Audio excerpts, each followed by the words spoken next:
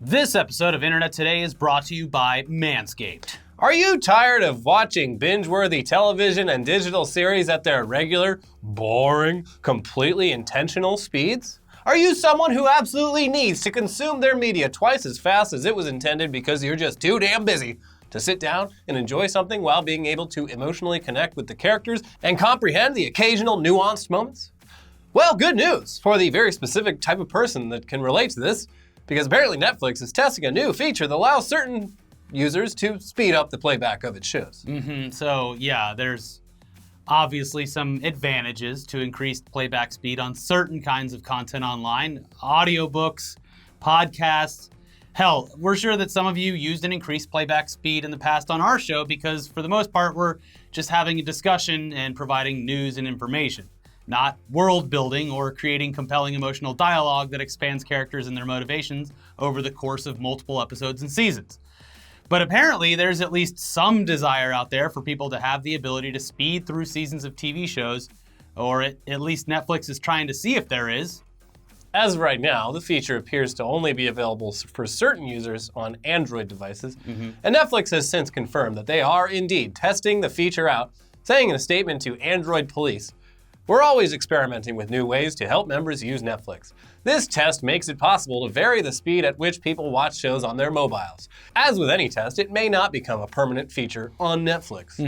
They also went into further detail via a blog post on their own site, which also states that you can slow things down as well.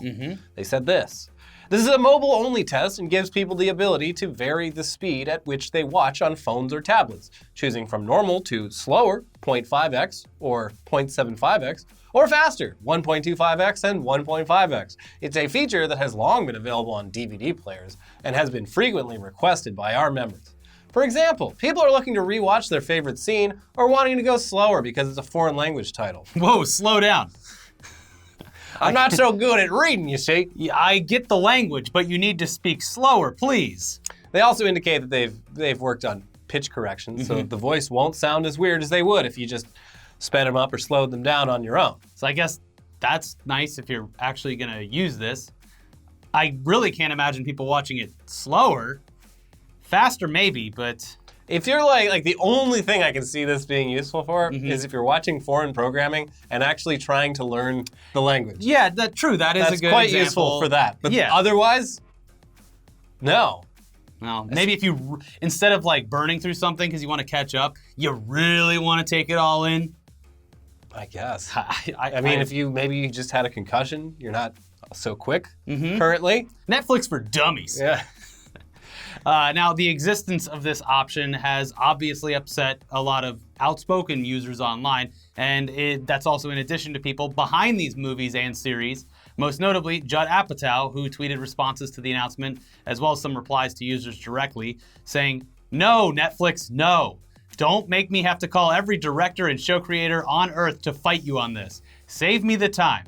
I will win, but it will take a ton of time." He could just speed it up. The playback. "Don't fuck with our timing. We give you nice things. Leave them as they were intended to be seen." He also said this: "People should be allowed to do it if the artist or creator is okay with it. If you want to go watch The Godfather in 90 minutes, then go invent your own personal machine. Streamers should not be allowed to present content which is not the way it was intended to be seen without approval." Breaking Bad star Aaron Paul also chimed in, seemingly in disbelief that they would even offer the option, tweeting, "Stop. As the person talked about in this article, I felt the need to speak out. There is no way Netflix will move forward with this. That would mean they are completely taking control of everyone else's art and destroying it.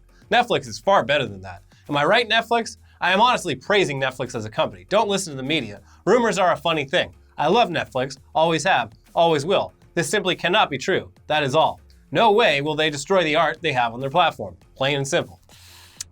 Well, yeah. Aaron Paul, sorry to tell you, but as of now, it is true. Yes, it is. So far. They posted about it on their official media blog, and it's real.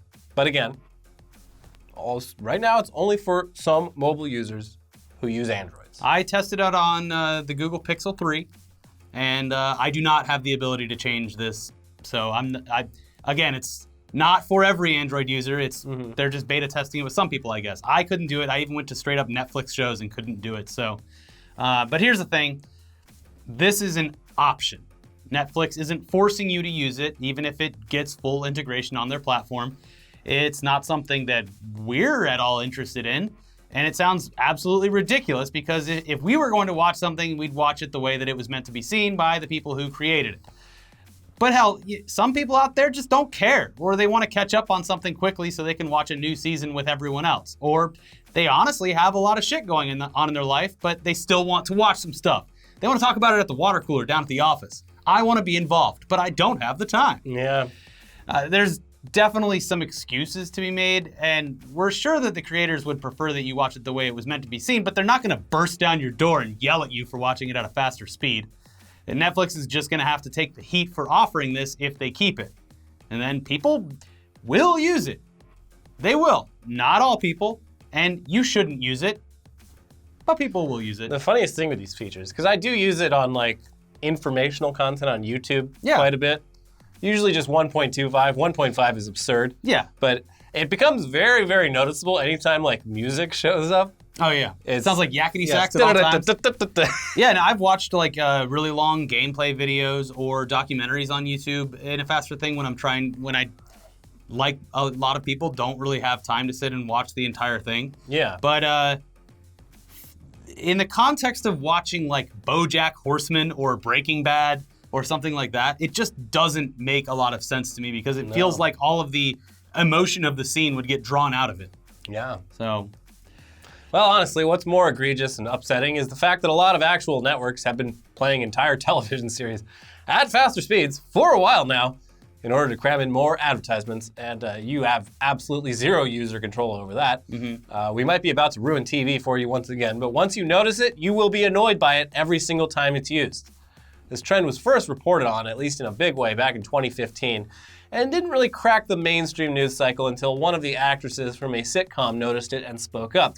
During an interview with Conan O'Brien from back then, Courtney Cox said that while watching a rerun of Friends on TBS, she noticed her voice was higher than normal. Mm-hmm. And yeah, turns out TBS had sped up the reruns in order to shave some precious time off the episode in order to run more commercials. Yeah. Now, this was confirmed in an article from CBS News, who noted that it was also used on reruns of Seinfeld as well as an airing of the movie The Wizard of Oz.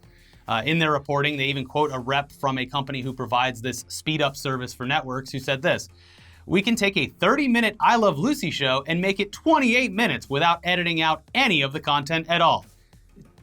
It's just words on the article, but it sounds proud of this. We did it, guys. They add that with a 30-second ad for the top cable channel selling for more than $17,000, adding 2 minutes of commercials can add another $68,000 in revenue.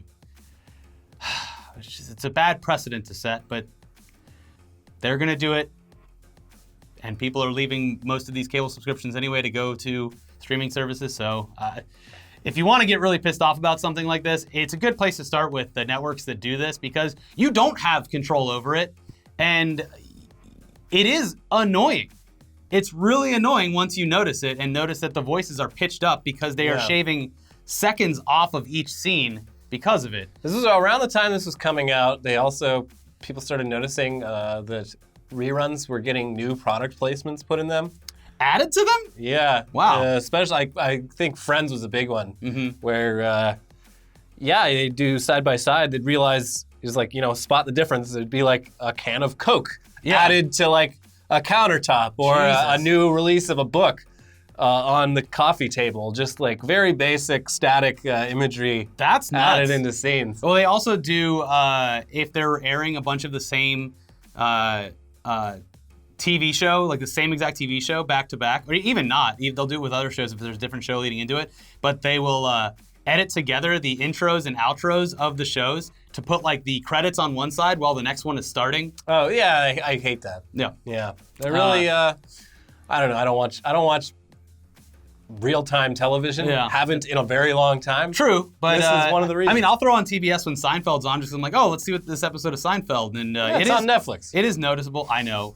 And the more new, I know it's not like really new, but they've been doing it for a little while now, is like watching the World Series that's happening right now, and it's like, all right, the pitcher's getting ready to throw the ball, and it's like, it moves him into a corner, and it's like, hey, Apple fans, do you want to know how many home runs were hit in this World Series so far? Ask Siri. And then it comes back down. There's an ad within the actual game itself. Which Yeah, they do that. It's wild. That's why soccer is the one true sport. They literally can't stop the game. Yeah. They just got to paint the ads on the field. Yeah. Call it a day. Well, they could do the thing where the ad comes up and it moves down, but it's hard to see. Yeah. So, Yeah. anyways, Ball's go very LAFC small. up against Seattle tonight by the time this airs. So hopefully we win.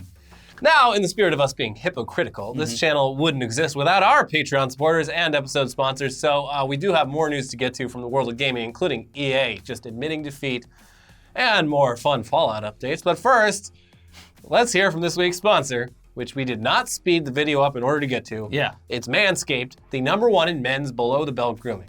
Manscaped offers precision-engineered tools for your family jewels. It's Halloween time, baby, and you don't want to spook someone with your scary bush. You might be Chewbacca, Bigfoot, or a hairy bear, but it's what's under the costume that really matters. I'm 30 to 50 feral hogs. That's what I'm gonna do. Yeah, that'd be a great Halloween costume. There you go. We've all tried various methods of taming our undercarriages, but Manscaped makes it nice and simple with their Perfect Package 2.0. And inside the Perfect Package, you'll find their electric trimmer called the Lawnmower 2.0. This waterproof and skin-safe technology will protect you from nicking your pumpkins. You also get the Crop Preserver, an anti-chafing ball deodorant and moisturizer, Crop Reviver ball toner spray for on-the-go freshness, and a pair of their anti-chafing performance boxer briefs that keep your package cool and smelling fresh all day long. My package smells fresh. How about yours?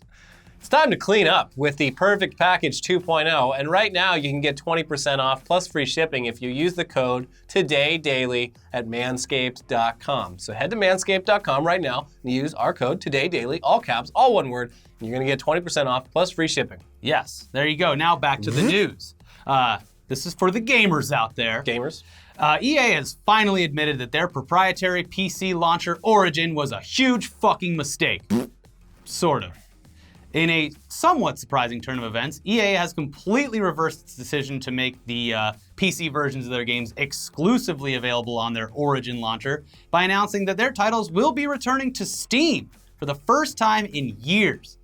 EA originally stopped releasing games through Steam all the way back in 2011, citing certain business terms, most likely related to the cut of profits that Steam is known to take. So you'd imagine that at least two things probably happened over the past 8 years. EA probably wasn't matching the amount of sales directly through their launcher, even with Steam taking their cut. And Steam probably negotiated a better deal with EA, especially considering the concessions that they'd already made for game publishers in the wake of the Epic Game Store emerging as a somewhat formidable foe at this point. Yeah. It's gonna take me a while to stop clicking on my Steam icon and opening it up and being like, oh yeah, the game I'm trying to play right now is not here. Not here. It's in the Epic Store, which is terrible. Fix your goddamn UI. Yeah. It is a hideous, hideous app. Anyway, in a statement, Mike Blank. Great name. Perfect name for It's an me, executive. Mike Blank. My boyfriend's name is Mike Blank, but he goes to a different school. Yeah, Mike Blank, the real senior VP at EA, explained this reversal, saying, at the core, we are game makers, and our aspiration is to connect as many people as we can to the great games that we built and make it as frictionless as possible for them to do that. So with more players playing more games and more platforms, frankly, we want to be where the players are. We want to be where the players are. Even if it's Steam and we're losing money. Up there playing with those, what do you call them? Mouse and keyboards? So this was coupled with the announcement that the upcoming Star Wars Jedi Fallen Order will be the first new EA title to be released on Steam in the nearly 10 years since they launched Origin. And EA has also announced that they're bringing their game subscription service, EA Access, to Steam as well. Okay. For the, I don't know, I guess people use that. Now, in addition to new titles, it looks like they'll also be releasing some older games on Steam as well, although you won't be able to transfer them over from Origin. So you would have to actually repurchase any games that you want to have specifically on Steam. Ugh. As far as free-to-play titles like Apex Legends, we have no idea if you'll be able to do some sort of account linking type thing that would potentially allow you to keep your stats and purchase items over on the Steam version. They didn't directly address it, at least not yet. But if someone watching right now has heard different, please let us know. You would think with multiplayer matchmaking, there'd have to be some sort of integration so Steam players could it's probably play going with their friends who are Origin It's going to be a players. big problem if that can't happen. Yeah. Anyways, we have seen that there is Origin account linking for the Star Wars game, so maybe it could work that way. Regardless, this doesn't mean that Origin is dead either. It will still exist as EA's own launcher and storefront, just that there's also going to be an option for you to use Steam to get their games. You would imagine that Origin would turn into a ghost town, though, especially as this rolls out, because most gamers still seem to prefer Steam as their launcher, storefront, and platform to play with friends on. Yeah, it's not perfect, but It works. as of now, it's better than everything else out there. Yeah. Come on, Epic, fix your damn UI. It's a mess. It looks like it was made for children. Yeah. I guess it was. Yeah, you're right. You know what? You're right. Anyway, over on the weird side of Steam, though, it turns out that CSGO is the latest target for rampant money laundering operations. And this isn't even speculation either. Valve straight up admitted that their service has been overrun with fraud and has implemented changes to the CSGO marketplace in response to this. In a statement posted Monday to the official Counter-Strike blog, they stated the following. Starting today, CSGO container keys purchased in-game can no longer leave the purchasing account. That is, they cannot be sold on the Steam community market or traded. It continues, why make this change? In the past, most key trades we observed were between legitimate customers. However, worldwide fraud networks have recently shifted to using CSGO keys to liquidate their gains. At this point, nearly all key purchases that end up being traded or sold on the marketplace are believed to be fraud sourced. As a result, we have decided that newly purchased keys will not be tradable or marketable. So holy shit, nearly all of them were fraud related. It's a perfect little grift. I mean, Or at least until it you get was. caught, I guess. Yeah. And they got caught. Anyways, an update to gaming news wouldn't be complete without us revisiting the current state of Fallout 76. It's been just about a week since Bethesda announced and immediately went live with their premium subscription service Fallout First. And as we previously covered, the launch did not go all that smoothly. Aside from the open mockery of the very idea that people would pay $100 a year for private servers, unlimited storage, and exclusive emotes, and that's it, for one fucking game, the main features were either broken or working in a way that was unexpected for some users. And now it's looking like the addition of Fallout First might have actually made the game more interesting, actually, because according to various Reddit posts, it's actually resulted in inadvertently bringing a new style of gameplay to the base game. Class warfare. Yeah. You see, some of the perks within the Fallout First membership are things that identify you as a paid member. Like that would be unique icons and exclusive outfits. And apparently this has resulted in Fallout First members being targeted by standard players within the regular, non-private Fallout 76 worlds. A post to the Fallout 76 subreddit reads, "People are ganging up on Fallout First players in adventure mode and grieving anyone with the icon. Lol." And there is a clear division among players, with both sides arguing and then formulating plans for how to defend themselves or attack. Another post on the subreddit suggests that members band together to protect each other, saying, "Fallout First players, we need to assemble and build gated communities for ourselves. Piss poor 76ers are targeting us. We need to come together and shield us from these animals. They will tear us apart and they will never be satisfied." Wow, this is like a real-life Vault Tech experiment. Yes. Yes. You know? Good job, Todd. Yeah, you know, maybe this was the Yeah, something- subversive yeah. idea that was supposed to happen the whole time. Yeah, you've really Set your taken, players against each other. this Fallout thing very meta. Yeah. He's playing 5D chess somewhere, and we're just along for the ride. Good job, Todd. Now, the responses to both of these posts are great as well, with some members sharing their examples of abuse. "I got beaten up when I decided to do the Mothman emote in Vault 51. At least 5 to 7 people in teddy bear costumes kept punching me." And other non-members fully basking in the glory of people being able to target people who enable Bethesda's bad decisions by paying for their dumb membership, with comments like, "Eat the rich," and "I guess it was only a matter of time where we would go back to fighting each other. War never changes." It fits the meta. Yeah, honestly, this is great. New meta. This act- is New Game Plus for Fallout 76. It's actually turning out to provide more fun for people who aren't giving Bethesda money. A clear battle between the rich and the poor, and that's great for an online RPG that certainly wasn't as interesting a week ago. I'm not going to log back in, but I'm paying attention now. I would be at least 10% more interested in logging in to attack Fallout First members Yeah. now that I realize this is a thing. You want to log in and hunt some rich folks? I wouldn't be Fucking surprised. steal shit. I literally wouldn't be surprised if people who have paid, like people who have already paid for it so they can play it if they wanted to, but have uninstalled it, I would not be surprised if they reinstalled the game just to go hunt Fallout First members. Yeah. Which is hilarious to me. I mean, yeah, now that I think about it, it does sound appealing. And it's also making it harder for the people that spent money to play the regular game, which is just a cherry on top of all of this. And this takes place in West Virginia, right? Mm-hmm. Is that where Deliverance took place? I don't know. Well, Been a while. Hunt down these rich people. Come on, squeal like a piggy. Until they all band together with all their money. Yeah, well. Anyways, we have a new podcast up for Patreon members and YouTube members. As a complete antithesis to Fallout 76, we talk a hell of a lot about Outer Worlds, which I've beaten. Elliot's getting close to beating it. He's got a lot of hours logged. Mm-hmm. So we give you our opinions on that whole game, things that we think could have been a little bit better, and then also things that we hope for in the future with a potential sequel or potential DLC. So it's going to happen. And then we also do a Q&A. We answer your questions that were submitted on the various posts. So check that out if you are a Patreon supporter or a YouTube member. Look for links in either of the post tabs. And then be sure to check out a recent episode of Weekly Weird News over here, and also a new episode of News Dump. And we will see you very soon for a new episode of Tech News Day. Until then, happy hunting. Bye.